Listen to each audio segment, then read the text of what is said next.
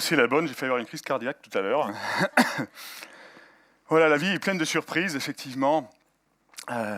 Pour moi, elle a commencé dans un petit village lorrain, en Lorraine sidérurgique, une enfance normale, facile, faite de deux passions, la passion de la nature, de la forêt aussi, ça va ensemble, et de la musique. Et tout naturellement, je suis devenu technicien forestier.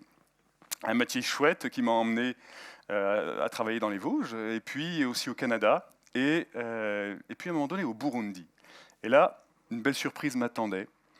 Au Burundi, un copain, un collègue de travail, me dit « Tiens, ils ont besoin d'hommes à la chorale de Bujumbura ». Bujumbura, vous savez, c'est la capitale du Burundi, au bord du lac Tanganyika. Ok, super, la musique, tout ça. Allons voir à la chorale de Bujumbura ce qui se passe. Il y a 40 nationalités différentes. Je vais rencontrer un tas de gens, ça va être génial. Et je me retrouve à la chorale de Bujumbura. J'auditionne devant le chef des chœurs, qui était un des patrons de l'UNICEF là-bas.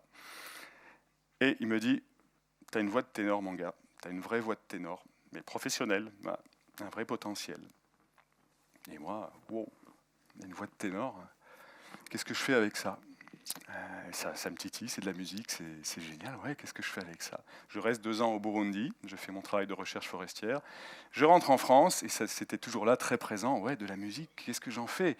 Je commence à prendre quelques cours de chant, et puis ça se confirme avec les professeurs qui travaillent avec moi, il y a un vrai potentiel de ténor. Et là je décide, allez, j'arrête mon métier de forestier, je vais à 25 ans dans un conservatoire, je suis accepté au conservatoire de Nice, où un des professeurs les plus renommés de l'époque, Jean-Pierre Blivet, qui était professeur de Nathalie Dessay, pour ceux qui connaissent, me prend dans sa classe de chant. Et en 3 ans, j'ai mon prix du conservatoire de Nice. Et là, ça s'enchaîne. La vie de ténor happée par le système de l'opéra. Je rentre dans les chœurs de l'opéra de Monte-Carlo. Je chante avec des gens comme Domingo, José Vandame, etc. C'est extraordinaire pour moi. Ça continue avec les Jeunes Voix du Rhin. Peut-être que certains d'entre vous ici connaissent. Je suis de la 2e promo des Jeunes Voix du Rhin, en 99. Et puis, les concours internationaux, ça s'enchaîne, je gagne des prix, j'ai un agent à Vienne, et puis c'est la grande vie de ténor, à Vienne justement, à Fenice à Venise, à Pékin, etc.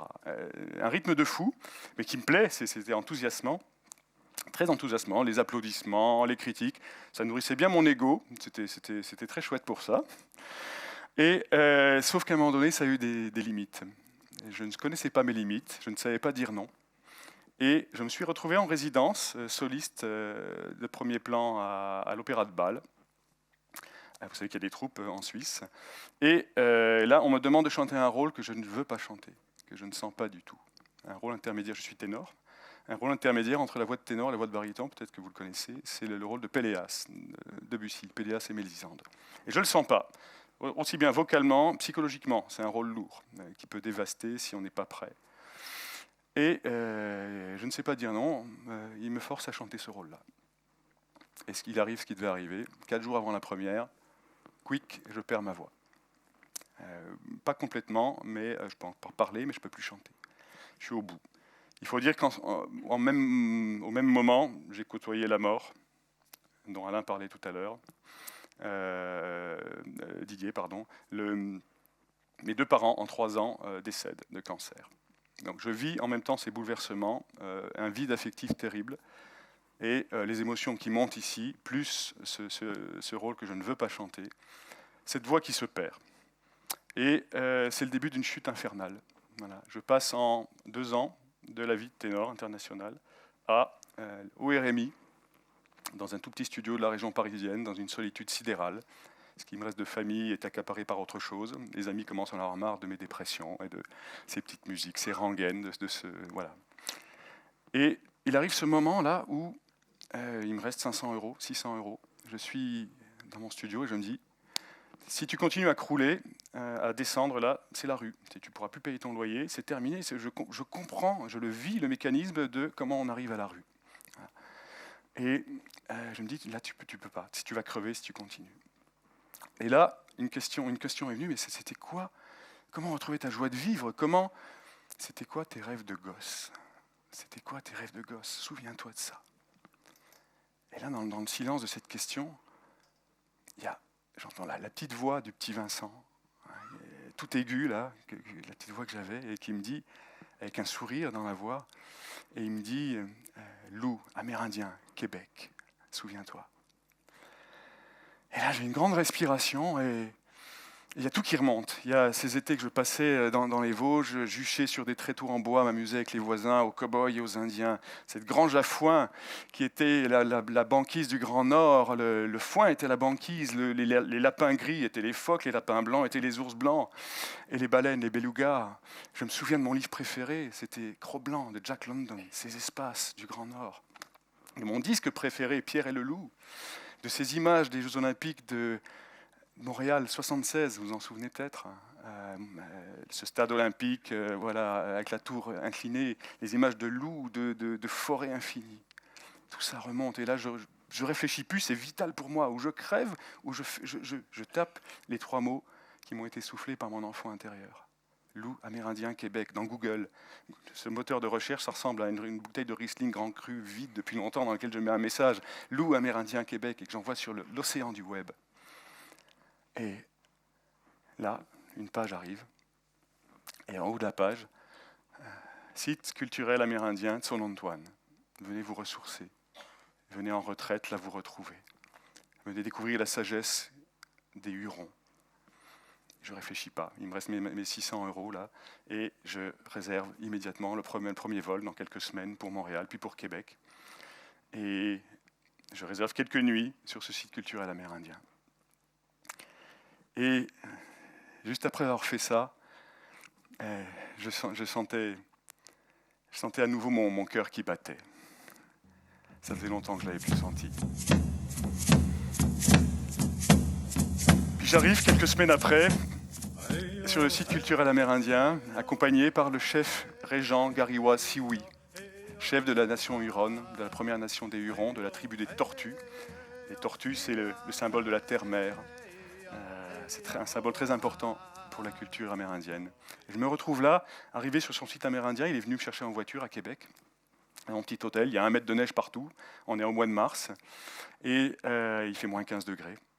Je sors de sa voiture. On est là devant son site. Il s'est acheté une montagne pour accueillir des gens en recherche.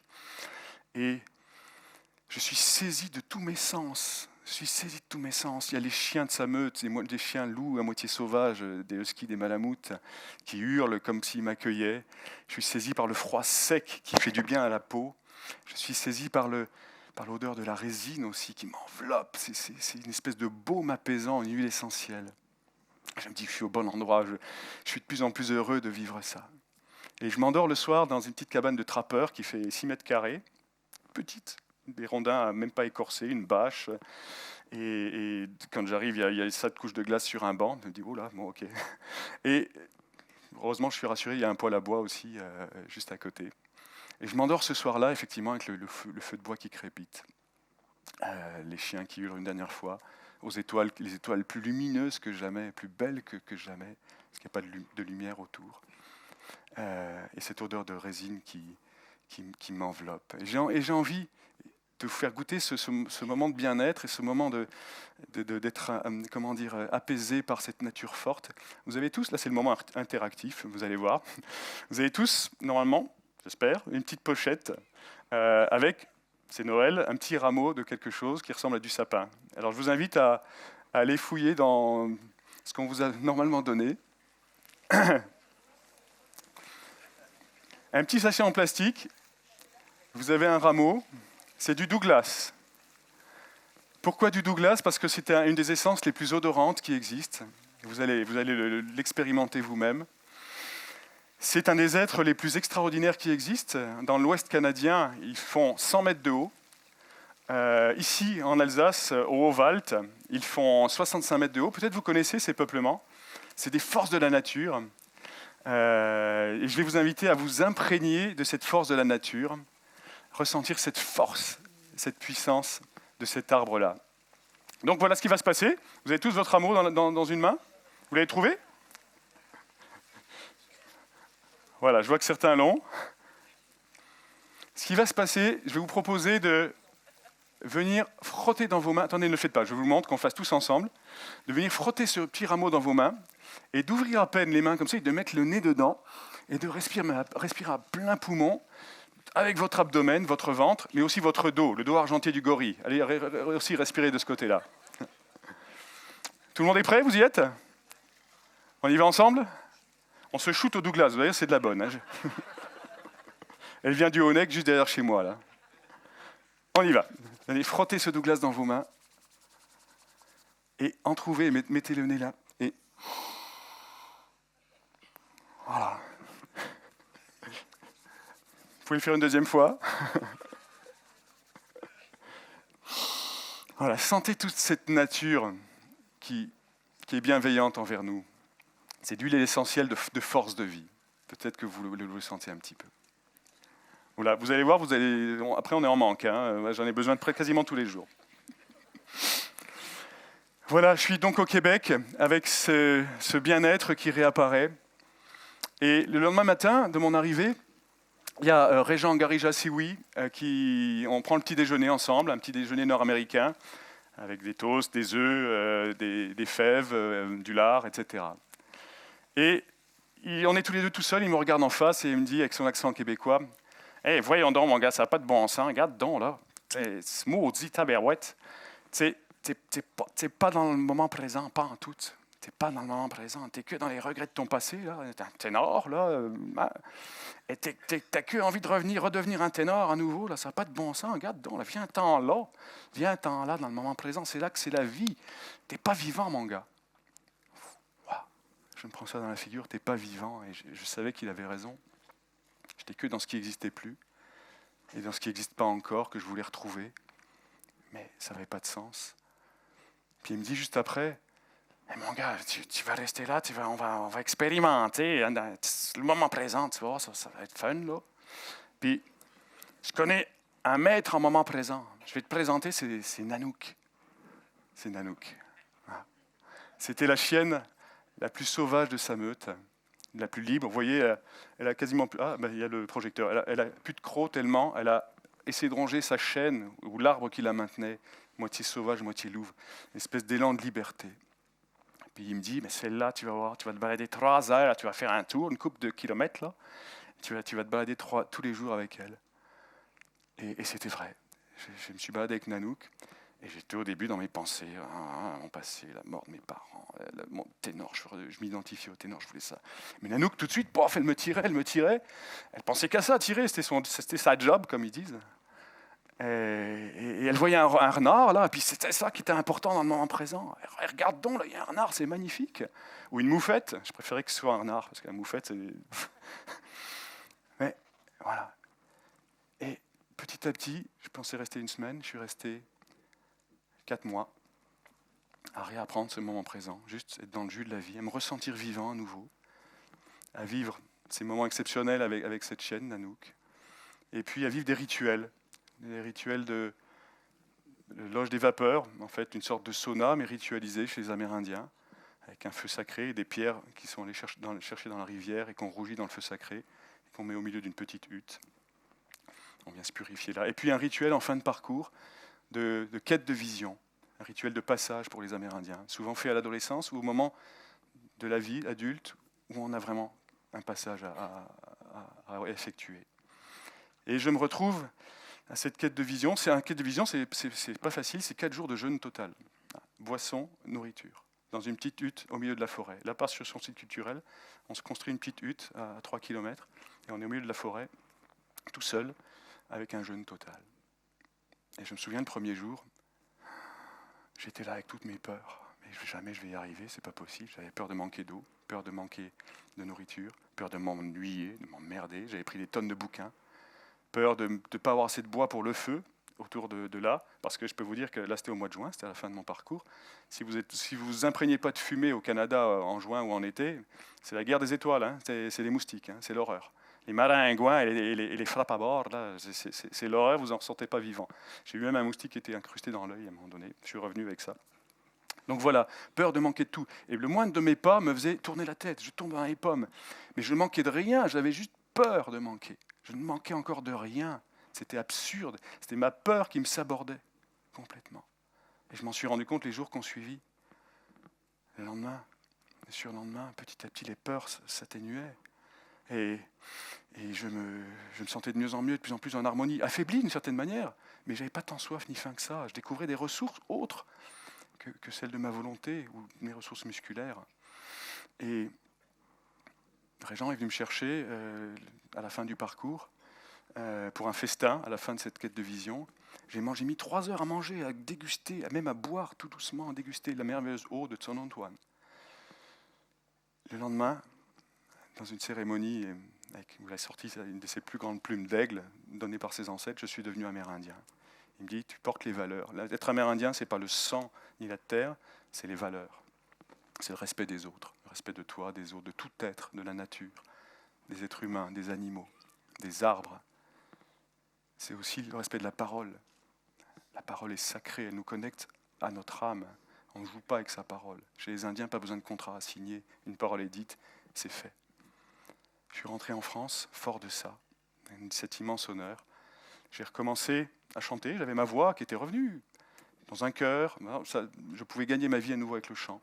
Mais je voulais plus seulement ça, j'avais besoin d'autre chose. Et puis, je suis revenu dans l'Est de la France, m'installer dans les Vosges. Je pouvais revenir dans l'Est, que j'avais fui la mort de mes parents. J'étais en paix avec ça aussi.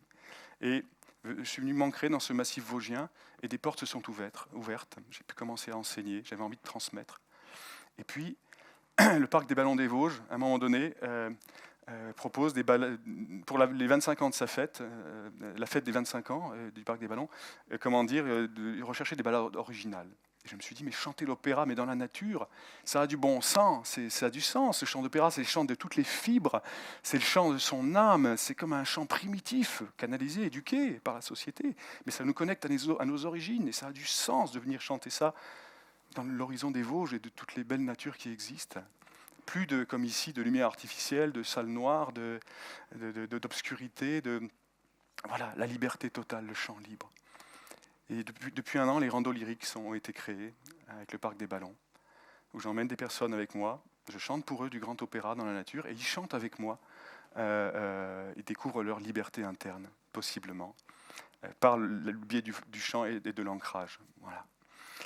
Et je remercie maintenant, je vois que le temps passe très vite, l'enfant intérieur que j'étais qui m'a soufflé mes rêves de gosse. Et j'ai envie de vous dire à vous, qu'est-ce que vous avez fait de vos rêves d'enfant ? Est-ce que vous êtes en connexion avec lui ?